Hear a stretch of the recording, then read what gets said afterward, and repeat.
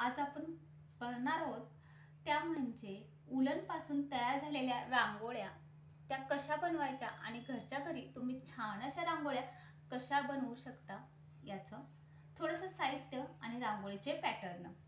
तर त्यासाठी आपल्याला प्रथम लागणार आहे ती म्हणजे कात्री। कात्रीला कारण कात्रीशिवाय रेक्झिन किंवा आपल्या उलनचे जे धागे आहेत ते काही कट होणार नाहीत, त्यामुळे पहिल्यांदा लागणार ती म्हणजे कात्री। त्यानंतर चिकटवण्यासाठी गन। जी उलन आहे ती या गनच्या साहाय्याने चिकटवायची आहे। ही तुम्ही प्लग मध्ये पिन घातल्यानंतर त्यामध्ये ही जी कांडी आहे ती आहे गन मध्ये घालण्याची कांडी गमची। ही अशा प्रकारची असते। त्याचा असा पाऊचही तुम्हाला मिळतो। हा पाऊच जर तुम्ही एकत्र हा पाऊच घेतला तर त्यामध्ये 40 कांड्या असतात आणि आपल्याला ह्या परवडतात, कारण त्यावेळी ती 7 ते 8 रुपयाला एक पडते आणि जर एकच कांडी घेतली तर ती आपल्याला 10 रुपयाला पडते। त्यानंतर आपल्याला या अशा कलरचे उलन लागणार आहे। ही बाजारातून येताना तुम्हाला या पद्धतीने किलोवर भेटते। ती घरी आणल्यानंतर अशा प्रकारे गुंडळून ठेवायची आहे, जेणेकरून आपल्याला काम करताना सोयीचं जाईल। असे गोल गोल करून ठेवलेत तरी सुद्धा चालतं, कारण या अशा वेळी आपल्याला काम करणं सोपं जात नाही। पण बाजारपेठेमध्ये आपल्याला याच प्रकारे त्या मिळालेल्या असतात। वेगवेगळे कलर तुमच्या आवडीनुसार तुम्ही घ्यायचे आहेत। मग यामध्ये तुम्ही व्हाईट कलर घेऊ शकता किंवा ग्रीन ही घेऊ शकता। हा एक ग्रीन खूप छान आहे आणि याचं कॉम्बिनेशन खूप छान दिसतं।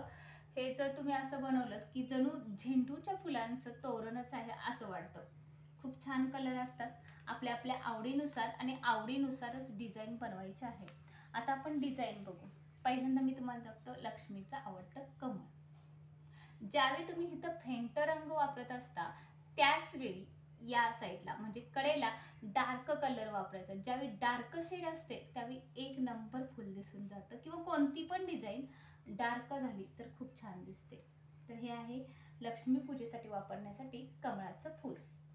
त्यानंतर समई मॅट। तुम्ही वेगवेगळ्या कलर मध्ये आपल्या आवडीनुसार समई मॅट वापरू शकता। किती सुंदर आहे बघा। यावरती अशी समई ठेवली आणि हे असं छान दिसतं। त्यानंतर ही समई मॅट आहे, किंवा देवघरामध्ये तुम्ही रांगोळी म्हणूनही ठेवू शकता किंवा वापरू शकता। खूप छान दिसतं। त्यानंतर मी देवाचं नावही लिहिलं होतं श्रीकृष्ण। एकादशीसाठी तुम्ही हे वापरू शकता। खूप छान दिसतं। फ्रंट कॅमेरा असल्यामुळे तुम्हाला हे उलट दिसेल, पण हे श्रीकृष्ण असं नाव लिहिलेलं आहे। शेड डार्क आहे, त्यानंतर फेंट फेंट आणि फेंट खूपच छान दिसतं। त्यानंतर सर्व कलर मिक्स अशी ही पट्टी खूप छान दिसते। आपण ही उंबरठा पट्टी म्हणून वापरायची आहे, किंवा एखाद्या कार्यक्रमाच्या वेळीही तुम्ही वापरू शकता। यातच मी अजून एक पट्टी बनवली होती ती म्हणजे केशरी आणि येलो। ही पट्टी आता गेलेली आहे, म्हणजे विकली गेली आहे, पण खूप छान दिसते ती।